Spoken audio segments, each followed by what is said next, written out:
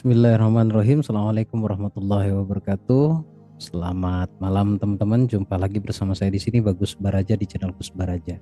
Senang bisa terus update membersama teman-teman semuanya dalam video-video terbaru yang insya Allah setiap video yang saya upload akan selalu bermanfaat untuk Anda jika benar-benar Anda praktekkan. Saya ucapkan banyak terima kasih buat teman-teman yang selalu stay nungguin video terbaru di channel YouTube ini, dan jangan lupa yang barusan mampir klik dulu tombol subscribe-nya, bantu channel ini terus berkembang, dan jangan lupa juga untuk di-share ke seluruh kerabat kamu. Mana tahu mereka akan mendapatkan manfaat dari apa yang saya sampaikan. Baik teman-teman, saya ingin bahas satu hal yang sangat menarik kali ini, yang insya Allah kamu butuh ini, yaitu bagaimana caranya atau langkah mudah menjadi magnet uang dengan ilmu loa atau ilmu the law of attraction atau hukum tarik menarik. Di sini akan saya jelaskan sedetail mungkin seperti layaknya di seminar yang saya adakan, karena nanti akan ada slide presentasi juga yang bisa kamu pahami, yang bisa kamu mengerti. Baik, namun sebelum itu saya ingin sampaikan dua hal dulu ajakan saya agar kamu bisa ikut bergabung di seminar online yang saya adakan dengan tema mental healing atau penyembuhan luka batin pada tanggal 7 Desember, tepatnya di hari Kamis, online Zoom meeting ya. Nanti juga akan streaming di channel YouTube, dan materinya tentang luka batin yang insya Allah ini benar-benar akan membuat Anda sadar bahwa betapa ruginya kita jika terus-terusan memiliki luka batin. Jadi manfaatkan kesempatan ini, silakan segera daftarkan diri Anda, dan untuk pendaftarannya langsung hubungi nomor WA-nya Mbak Putri yang tertera di layar monitor. Kemudian yang kedua, saya adakan kembali seminar offline di Jakarta, tepatnya pada tanggal 14 Januari 2024 dengan tema spiritual law atau spiritual the law of attraction, yang insya Allah akan banyak yang kamu dapatkan jika kamu hadir di sana, karena saya akan mengupas rahasia terbesar secara spiritual, bagaimana caranya agar kita bisa menerapkan ilmu loa ini, dan bahkan kita bisa menarik apa yang kita inginkan dengan sengaja. Bahkan juga akan menjawab pertanyaan-pertanyaan kamu, dan juga kamu akan mendapatkan terapi langsung dari saya. Jadi segera daftarkan diri kamu, hadiri seminarnya tanggal 14 Januari, tepatnya di hari Minggu, dari mulai pagi sampai sore ya. Dan lokasi acaranya yaitu di Hotel Giraja di Jakarta Selatan. Untuk pendaftarannya langsung hubungi nomor WA-nya Mas Roni atau Mbak Putri tertera di layar monitor kamu. Kalau kelewatan nanti bisa tinggal langsung klik link yang ada di deskripsi. Baik, seperti yang saya sampaikan tadi, saya ingin bahas bagaimana caranya atau langkah mudahnya bagaimana agar kita atau Anda bisa menjadi magnet uang dengan ilmu loa. Ilmu ini cukup fenomenal dan banyak banget yang ngebahas dengan versi mereka masing-masing, dan saya juga punya versi saya sendiri yang sesuai pengalaman saya, yang insya Allah akan mudah banget untuk bisa kamu pahami. Yang pertama, kalau mau menerapkan atau ingin menjadi magnet uang dengan ilmu loa, ya hanya ada 3 sebenarnya fasenya, tapi nanti dari poin ke poin saya akan jelaskan. Yang pertama yaitu perbaiki mindset Anda dan mental Anda. Yang kedua, perbaiki kualitas syukur Anda. Yang ketiga, perbaiki kualitas sedekah Anda. Pasti akan timbul pertanyaan. 3 hal ini sering disampaikan oleh Gus sendiri dan oleh banyaknya motivator atau teman-teman yang membahas dengan tema yang sama. Ini sudah dijelaskan, tapi saya akan jelaskan juga poin per poinnya ya. Jadi simak videonya sampai selesai. Yang pertama, perbaiki mindset dan mental Anda. Pasti timbul pertanyaan, seperti apa maksudnya? Yang pertama, kalau ingin menjadi magnet uang, berbicara tentang mindset atau mental, yaitu apa yang ada di pikiran kita, itu yang akan terjadi sebenarnya. Ya, saya sering menyampaikan, bahkan di beberapa video sebelumnya saya sampaikan bahwa doa itu ada 2, formal dan non formal. Kebanyakan yang terkabul adalah doa non formal. Nah, doa non formal ini sesuatu yang ada di dalam batin, sumbernya dari batin. Entah nanti pada akhirnya akan diucapkan, dikerjakan, itu nomor 2 ya. Yang jelas berangkatnya dari batin, dari hati. Sudut pandang terhadap uang ini terletak pada hati.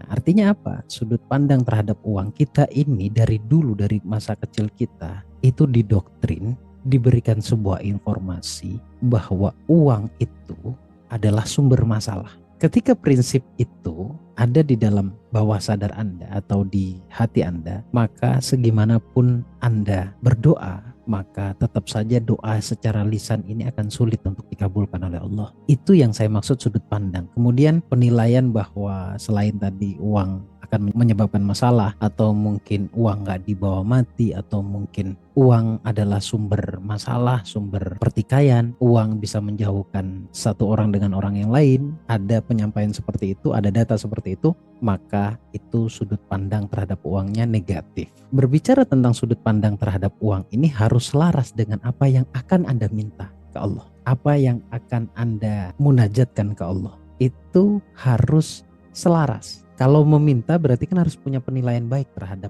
uang, rezeki. Jadi katakan pada diri bahwa Anda benar-benar membutuhkan dan Anda senang dengan adanya uang. Selain itu, yang kedua yaitu membuka diri dan mengambil peluang pembelajaran ilmu. Artinya kalau mau bisa menerapkan ilmu loa, otomatis ilmu loa ini harus Anda kuasai, harus Anda fahami dan Anda mengerti, sehingga ketika praktek tidak abu-abu, ketika mau mempraktekannya tidak lagi dalam keraguan dan tidak lagi dalam keadaan yang membingungkan. Kemudian yang ketiga, sembuhkan dulu dirimu dari luka batin. Karena kalau luka batinnya masih belum beres, loanya nggak bekerja, loanya tidak bisa terrealisasi. Katakanlah loanya positif ya, tapi kalau misalkan Anda masih memiliki luka batin, masih energinya buruk, maka sejatinya Anda bukan ngeloa yang positif, tapi Anda ngeloa yang negatif. Maka saya tidak heran, Anda pun tidak perlu heran, kalau hidup penuh dengan kesialan, pasti salah satu penyebabnya adalah luka batin. Dan luka batin itu dibagi menjadi dua, luka batin konflik dan luka batin finansial, atau mental healing dengan financial healing, yang harus benar-benar Anda pahami dan Anda mengerti serta Anda bereskan itu dari bawah sadar Anda atau hati Anda. Nah, kebetulan saya bikin seminar, saya buat seminar pada tanggal 7 nanti seperti yang saya sampaikan di awal. Manfaatkan kesempatan ini untuk menghapus atau menyembuhkan luka batin yang sangat-sangat menghalangi doa kita. Jadi segera daftarkan diri kamu. Jadi manfaatkan kesempatan ini. Kita lanjut materinya ya. Setelah tadi bicara mindset, sekarang kita bicara poin kedua, yaitu perbaiki kualitas syukur Anda. Percaya tidak percaya bahwa syukur itu sangat luar biasa berdampak dalam kehidupan kita. Bahkan berbicara tentang uang, berbicara tentang rezeki, syukur ini Allah letakkan di 8 pintu rezeki. Rezeki datang karena sebab bersyukur. Dan bahkan Allah langsung bayar kontan, Allah langsung berikan ketika kita bersyukur. Jika kita bersyukur, maka niscaya akan Allah tambah nikmatnya. Kan gitu, la in syakartum la azidannakum. Jadi syukur itu bukan satu hal yang sesederhana seperti apa yang kita pikirkan. Lalu pertanyaannya, syukur itu gimana dan bagaimana? Sikapi semua kejadian dengan terima kasih, dengan syukur, semua kejadian. Jangan hanya melihat dari sisi positifnya saja, tapi juga harus bisa menerima, legowo, diterima intinya, walaupun ada kejadian negatif. Karena negatif itu pun sifatnya sementara. Boleh jadi hal-hal yang negatif yang Anda alami hari ini adalah cara Allah ingin mendidik kita, cara Allah ingin mengajarkan kita tentang hidup, atau cara Allah ingin menaikkan diri kita atau kualitas kita sebagai manusia, naik kelas. Yang kedua, bersyukur dengan perasaan yang maksimal. Saya sering mengatakan bahwa syukur itu bukan hanya berbicara lisan kita mengucapkan alhamdulillah. Syukur itu esensinya adalah bicara perasaan. Bagaimana kita merasakan apa yang kita syukuri, bagaimana kita merasakan apa yang kita miliki. Tidak hanya bicara alhamdulillah, dan mengucapkan alhamdulillah juga bukan satu yang salah, jelas benarnya itu. Karena saya masih meyakini kalau orang mengucapkan alhamdulillah, sejatinya dia sedang atau saat itu dia sedang memframing sebuah kondisi ya. Kalau misalkan negatif, kemudian ketika mengucapkan alhamdulillah, bawah sadarnya akan memerintahkan untuk menerima dan merasakan, bersyukur dengan perasaan maksimal. Artinya kesimpulannya adalah bagaimana caranya ketika kita mendapatkan sesuatu, tidak dilihat dari besar kecilnya atau jumlahnya, tapi dilihat dari anugerahnya, bahwa tidak semua orang diberikan apa yang diberikan oleh Allah kepada kita. Jadi kedepankan perasaan, tetap diucapkan juga alhamdulillahnya, tapi perasaannya juga harus maksimal. Kemudian yang ketiga, berbicara tentang syukur, coba deh Anda praktekkan setiap menjelang tidur. Ya setidaknya setengah jam sebelum tidur atau 1 jam sebelum tidur. Buka jurnalnya, tulis apa saja yang kamu rasakan, kamu dapatkan seharian itu ya. Ibaratnya kamu sedang ngerekap, tulis dengan penuh energi, dengan penuh kesadaran. Dari pagi sampai menjelang malam kamu dapat apa saja yang kamu alami, apa saja yang kamu rasakan. Dan diawali kata terima kasih ya Allah, pagi tadi saya menghirup udara segar misalkan. Kemudian terima kasih Allah siang hari saya bertemu dengan teman-teman atau dengan orang-orang baik. Dan seterusnya. Anda tulis, jadikan jurnal syukur Anda. Dan ini dilakukan tiap malam menjelang tidur. Ya setidaknya tadi saya katakan bahwa untuk menulis jurnal syukur itu bisa setengah jam atau 1 jam sebelum Anda tidur. Jadi daripada Anda sibuk dengan medsos, mendingan Anda sibuk untuk menulis jurnal syukur, sibuk mengingat kembali dari pagi sampai malam saya diberikan apa saja oleh Allah. Itu jauh lebih baik dan itu adalah cara bagaimana kita bisa memaksimalkan magnet di dalam diri kita. Dan hukum loa akan bekerja. Artinya ilmu yang Anda terapkan, ilmu loa ini akan bekerja dengan sendirinya. Syukur. Yang ketiga, setelah meningkatkan atau memperbaiki kualitas syukur Anda, yang terakhir adalah memperbaiki atau meningkatkan kualitas sedekah Anda. Ya, sedekah yang dimaksud apa? Itu kan timbul pertanyaannya. Kesadaran manfaat dari sedekah. Sadar nggak sih bahwa sedekah itu manfaatnya luar biasa. Bahkan ada yang mengatakan bahwa ketika semua cara sudah Anda tempuh, ketika semua cara sudah Anda lakukan tapi tak membuahkan hasil sesuai yang Anda inginkan, mungkin Anda perlu perbaiki sedekah Anda seperti apa. Karena sedekah itu manfaatnya luar biasa. Bahkan yang menurut orang yang tidak paham ya, pada satu hal yang tidak masuk akal saja terjadi karena manfaat sedekah ya, karena manfaat sedekah. Padahal menurut saya sangat masuk akal. Apapun di dunia ini sebenarnya masuk akal. Ketika ada satu perkara yang menurut kita tidak masuk akal, bukan perkaranya yang nggak masuk akal, akal kita aja yang nggak nyampe, gitu ya. Sedekah ini juga diletakkan di 8 pintu rezeki. Manfaat sedekah itu sangat-sangat luar biasa. Bahkan yang sakit fisik saja itu bisa sembuh karena barokah dan manfaat dari sedekah itu sendiri, ya. Dan bahkan ada orang yang benar-benar hidupnya susah, benar-benar hidupnya sulit. Ketika dia memberanikan diri untuk dengan ikhlas menebusnya dengan sedekah, alhasil kesulitannya itu diselesaikan oleh Allah dengan cara yang ajaib, dengan cara yang singkat. Jadi Anda harus banyak belajar dan harus banyak mengerti juga bagaimana caranya agar bersedekah kita penuh manfaat untuk diri sendiri dan juga manfaat untuk orang lain. Ini masuknya pada kesadaran manfaat sedekah. Kemudian yang kedua, kualitas sedekah yang dimaksud adalah sedekah tepat sasaran. Nah, sedekah ini juga harus tepat sasaran. Bukan berarti sedekah yang liar itu salah, enggak ya. Artinya sedekah itu semuanya bagus, semuanya baik.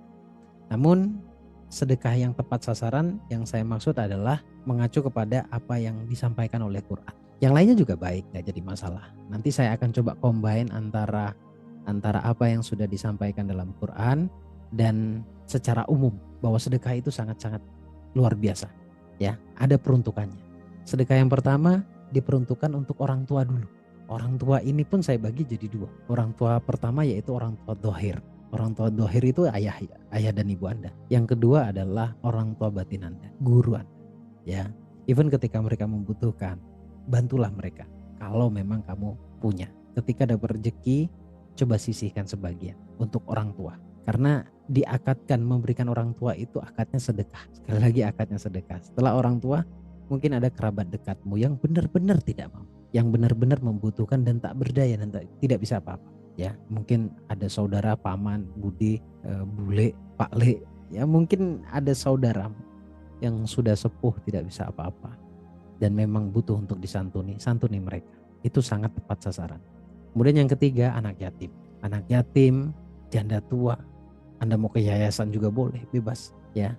Dan yang terakhir adalah ke tempat ibadah sebagai amal jariah Anda yang insya Allah akan terus bermanfaat selama tempat ibadah tersebut masih digunakan ya. Jadi alangkah baiknya itu dulu yang Anda kedepankan sebelum lompat ke sana kemari. Ya, karena kalau Anda tanya ke saya, sepanjang pengalaman peserta yang mengikuti pembelajaran saya dan saya sampaikan tentang sedekah seperti ini, melejit rezekinya. Seperti seakan-akan ingin dikasih tahu bahwa sedekah yang tepat ke sini loh. Terutama orang tua, perhatikan baik-baik. Kadang-kadang kita ngasih orang lain, orang tua tahu, orang tua nggak dikasih. Dalam hatinya, pasti yang namanya manusia, saya kok nggak dikasih. Bahasa orang tua mungkin ada sebagian orang tua yang akan mengatakan demikian. Jadi jangan sampai di saat yang bersamaan Anda berbuat baik, tapi juga di saat bersamaan ada orang yang kecewa. Kemudian yang ketiga, masa atau waktu sedekah. Waktu sedekah itu juga ada ilmunya ya. Waktu sedekah itu yang baik jelas sudah diajarkan banyak tentang sedekah subuh. Sedekah subuh itu bagus. Maksimalnya sampai jam 7, sampai jam 7 pagi. Ya, lakukan sedekah subuh. Kemudian sedekah sore ya. Ibarat kamu sedang ngantor, pulang dari kantor mau pulang ke rumah, keluarkan lagi sedekahnya. Ya semampu Anda, sebisa Anda, mau 5.000, 10.000, keluarkan semampu Anda ya, antara sedekah subuh dengan sedekah sore. Khusus hari Jumat ya, khusus hari Jumat. Kalau Anda punya rezeki lebih buat makanan atau beli makanan, pagi-pagi banget Anda bagi-bagi sama orang-orang yang ada di jalan. Ya, yang orang membutuhkan, katakanlah yang tukang-tukang bersih jalan ya, atau mereka yang sedang jalan pagi-pagi, Anda kasih untuk sarapan mereka. Ya, jadi khusus hari Jumat. Tapi di hari yang lain, yaitu subuh dan sore. Terakhir dari saya, sebelum saya tutup, ini jarang banget dibahas. Sedekahlah di pelepasan masa. Sedekah sekaligus berdoalah di pelepasan masa. Ya, pelepasan masa itu saat mau masuk duhur atau setelah duhur. Kemudian nanti maghrib ya, akan maghrib atau setelah maghrib pelepasan. Tapi nggak usah jauh-jauh dari situ. Kemudian yang terakhir jam 12 malam. Itu bagus banget karena pelepasan masa. Nah, tiga hal ini perbaiki. Karena di seminar pun saya sampaikan ini. Kalau Anda perbaiki ini, nanti sampai ke dalam pun insya Allah akan baik. Dan ketika di dalam ini baik, maka ada bentukan energi yang positif yang akan menarik banyak hal-hal positif juga. Terima kasih teman-teman, semoga bermanfaat. Sekali lagi semoga bermanfaat. Sebelum saya tutup videonya, saya sekali lagi ingin mengingatkan tanggal 7 nanti hari Kamis ada seminar penyembuhan luka batin atau mental healing. Ya, silakan Anda daftarkan diri Anda di Zoom meeting, juga akan streaming di YouTube. Ya, jadi Anda kalau nggak sempat ikut Zoom tapi juga akan dikasih linknya agar bisa menyimak juga apa yang saya sampaikan di Zoom meeting tersebut ya. Untuk pendaftarannya langsung hubungi nomor WA-nya Mbak Putri, ada di layar monitor tadi, dan bisa langsung klik link yang ada di deskripsi. Yang terakhir, saya adakan seminar offline di Jakarta ya pada tanggal 14 Januari. Informasi lebih lengkapnya silakan langsung hubungi nomor WA-nya Mas Roni atau Mbak Putri, nanti akan dijelaskan di sana. Baik teman-teman, semoga apa yang saya sampaikan bisa bermanfaat untuk Anda. Senang bisa berbagi. Sampai ketemu di video berikutnya. Saya Bagus Baraja. Assalamualaikum warahmatullahi wabarakatuh. Allahumma sholli ala sayyidina Muhammad.